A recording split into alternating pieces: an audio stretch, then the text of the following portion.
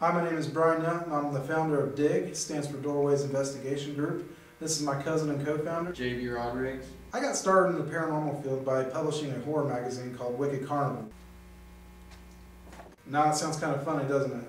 Horror magazine, how to get into the paranormal field by publishing a horror magazine. Wicked Carnival was a popular magazine, but I thought it needed something else. It just wasn't getting to the point where I wanted it to. And I thought by putting the paranormal element into that magazine, I could do that. But then I also thought Wicked Carnival just doesn't sound like paranormal. So when I added that element, I changed the name of the magazine to Doorways. We had an idea of starting a group.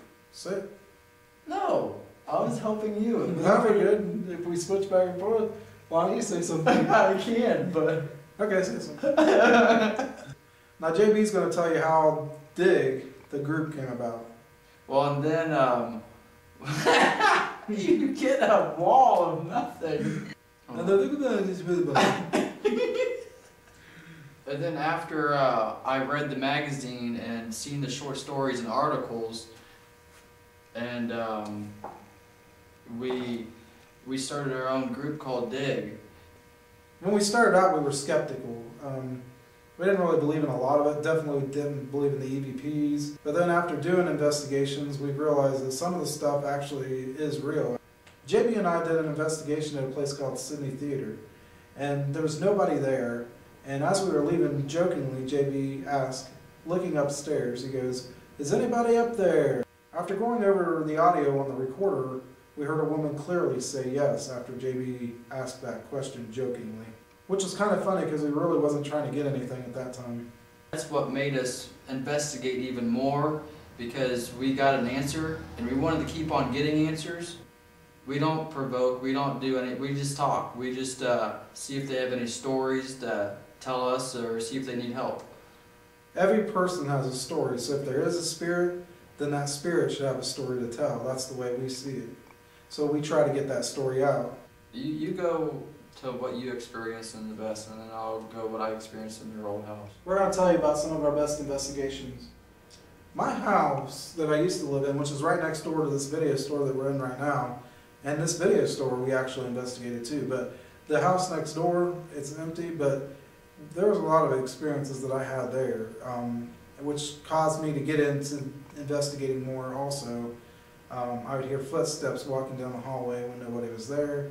I was getting ready for work one morning and the door was closed and my cat was up against the door and the door was forcefully kicked so hard that the cat bounced off of the door and hit my leg.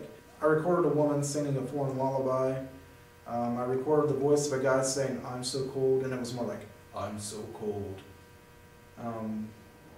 And then after doing investigations by myself, and I didn't really investigate, I just left the camera on at night just to see if things would happen, kind of like what you see in Paranormal Activity, but I did it way before that movie ever came out. But I didn't like put it in my bedroom while we were sleeping or anything. We'd go somewhere and I'd leave it running.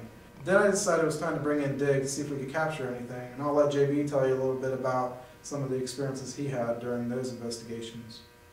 Well, when we were doing a walkthrough, I walked down the hallway, and it's a narrow hallway. It's like you only can fit like 2 people wide, and I was walking down there, and Brian was in front of me, and it felt like that something went through me and took all my energy, and I was like weak, but I was still standing, and I was in a state of mind that I couldn't see through my eyes. It was weird. It was the weirdest feeling ever, and that was the weirdest feeling I ever had on a walkthrough. It wasn't even on an investigation. It was just on a walkthrough, and it just felt like something just went right through me. And I think Brian had the EMF detector at the time, and it went off too. That's what makes me believe that there's actually spirits or some kind of force. This makes you just weak and makes you drain your energy, like from batteries, from your flashlights, batteries, from anything, and it just goes right through you. And then it's like it comes back. It's like you get cold and then it comes back. It's the weirdest thing. I went on an investigation one night, and my girls and my wife were at home.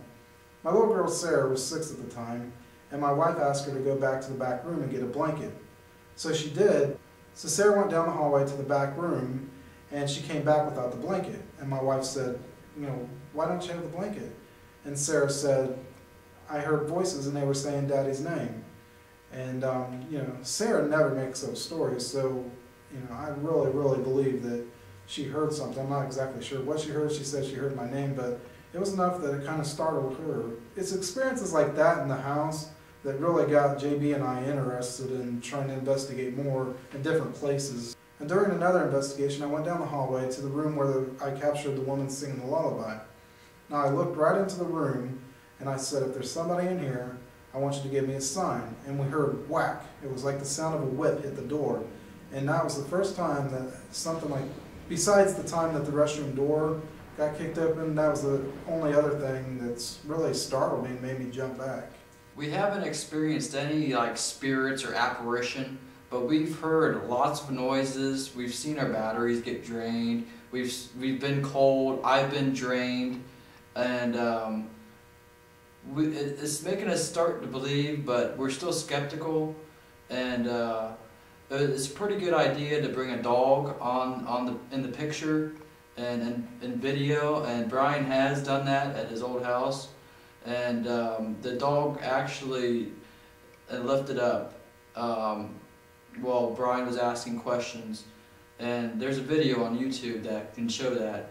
I think it would be a really good idea if there was a German Shepherd or a dog that actually listen, or a bigger dog, a husky, a German Shepherd, something that can just stay there and can follow you without making a noise and having like a backpack on it, a little tiny backpack with a EMF detector, a recorder, and like a headset for a camera, kind of like a glass for glasses, but for a dog that you can put on his ear or put it like on his face. I know dogs don't like anything on their face, but you can like rig something up, put it on their collar, and put it above their head, something like that. I think it would be a really good idea. Dogs can sense a lot of stuff, and I think it's a good idea. Oh, the lights just blinked. Yeah, the lights just blinked too. Yeah, we really think that a shot from the dog's point of view would be really cool. Like, if you're filming the dog and the dog's seeing something, that you can go to that shot and see exactly where the dog was looking at that time. We really think that it would add a really neat element to the whole thing if you're going to use a dog to actually be able to see what the dog was looking at that time. JB and I both agree that we don't think that the dog should be used for the full investigation, that you use it for like part of the investigation. You don't have a dog, and then you see what happens when the dog comes in to see if anything different happens. It's kind of like using a drug dog. Kind of like if you think that there's drugs there, you have to bring a dog in, but it's the same picture. Like if you think there's a spirit there, you investigate, and then if you don't get anything, the second time around, you bring a dog in to see if there's actually something there. Can a dog be trained to sense the paranormal? I don't know. I mean, they can be trained to sniff drugs, but there's no way to train a dog, I don't think, to sense the paranormal. I think if you get the right dog, you can tell if they sense things out of the ordinary. It's kind of hard to tell if a dog's sensing paranormal or if they're sensing like rodents in the wall. And I've also heard that they could actually hear termites. You know, if you got termites in the walls, they can actually hear that and react to that. Because when a dog senses something, you can see their ears move towards the direction that the sound is coming from. So say that we have a dog and we tell it to sit, and then we're all quiet and we're listening, and all of a sudden you see that dog's ears move towards a certain direction, you kind of know that you need to listen because the dog's hearing something, but maybe we're not going to hear it. Now, here's something interesting. Say we're doing an investigation, we see the dog's ears move, okay? We didn't hear it, but we see that the dog's ears reacted to something. Now we say mark it, okay? Now when we go over the evidence, wouldn't it be cool if when we said mark it, there's an EVP and the dog heard it and we didn't? And it's actually on the dog's recorder that's on its back, or like if he has or she has the camera on her head or on her collar that's aimed up, that would be pretty cool. If the dog gets evidence and we don't, that would be pretty awesome. We're getting evidence that there's actual something there, there's something draining our batteries, there's voices talking to us. We like to have a lot of fun during investigations, and we always get something kind of silly that happens. Like during the last investigation we actually had here, it was last weekend, one of the investigators says, "What's that?" And we listened, and it was two cats in heat, and you know, it became the joke of the investigation, but it was pretty funny. And another thing we do on investigations after we're done, before we put everything up, we get a memory stick or a hard drive, and if the client or the person that wants the evidence, we give them the evidence before we even look at it. So they get the evidence and they can check it out to see if there's actually proof of spirit there. And then we go home with the evidence too while they have it, and we'll mark where the evidence, or where we found EVPs and activity in the evidence. And they have the evidence too, so that means that we're not messing with anything. So nothing's added. It could be modified to make it louder, to make it quieter, but nothing's been added at all. That's one of the things we do in a different group. And we also investigate during the day because spirits are out all the time. Like you said though, investigating during the day, why not? You know, if a place is haunted, it's not just going to be haunted at night. I think if we started an investigation for a dog, we would start like when it's daytime, and then it'll slowly go to night, and then we'll work until like 3 o'clock in the morning. Because what's the point on investigating until 6 o'clock or even 3 o'clock? Because spirits are out all the time. The activity point doesn't really actually matter. If there's a spirit and if there's a haunting, there's a haunting. There's not a time. They don't know, hey, it's 1 o'clock and it's time to haunt this house. No, they don't know a time. They're just gonna actually haunt this house. They're not gonna. Oh, it's 9 o'clock. Yep. Time to haunt. Yep. Hey, they got their PJs on. I think we can come out now. Yep. The TV's off. The TV's off, and they're to bed. It's time to come out and play. We definitely think that places should be investigated during day and night. That's just what we truly believe. There are certain breeds of dogs that you definitely wouldn't want to use, Jack Russell being one. I mean, they're so hyper, they're going to make so much noise that your audio is going to be shot by the time the investigation's over. You're going to be like, was that the dog? Was that EVP? You know, and it's kind of funny, you know, you're like, you could tell a dog from an EVP, but you can't, because if a dog makes this weird sound all of a sudden, when you listen to it on audio, it sounds like something else. It's kind of like that game you play when you whisper something to a kid, and then they whisper something to another kid, and by the end it's something else.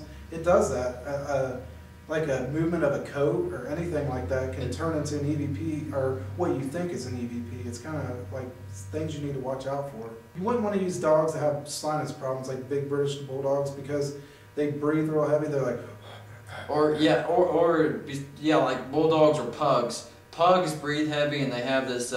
They have the nose problem too. Oh, another thing, you want to make sure that they're not covered in fleas, because you're going to have them itching the whole investigation, and they're not going to do what you want because the itching is going to annoy them. Plus, that's another thing that's going to shoot your audio, because you're going to hear this.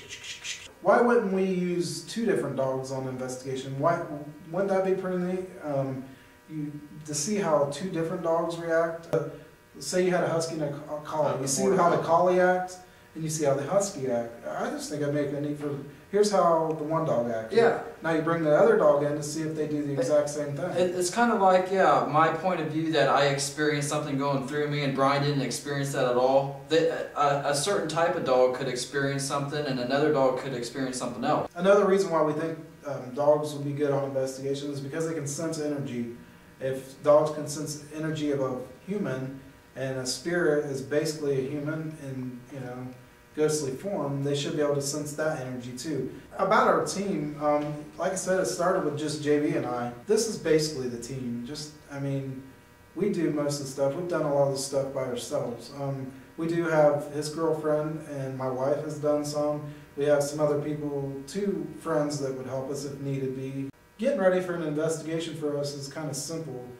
We like to know about the place, and we write that down. You know, we write down everything that the client has told us, but we don't want to know names. You know, people say such and such died there. Well, what we like to know is that somebody died there. We don't want to know the name. We don't want to know the sex. We want to know kind of what happened, but don't give us the full story. We want to see if we can get evidence without you telling us anything. Say Tom died there, okay? And they didn't tell us Tom died there. We get on audio, the name Tom comes through, and we present that to the client, and we say, you guys never told us any names, but we got this name on audio. We hope you guys enjoy our video. We're really looking forward to helping you out with the show, if that's what you decide. If not, we thank you for taking the time to view the video and listen to us ramble a little bit. And, hopefully we'll talk to you soon.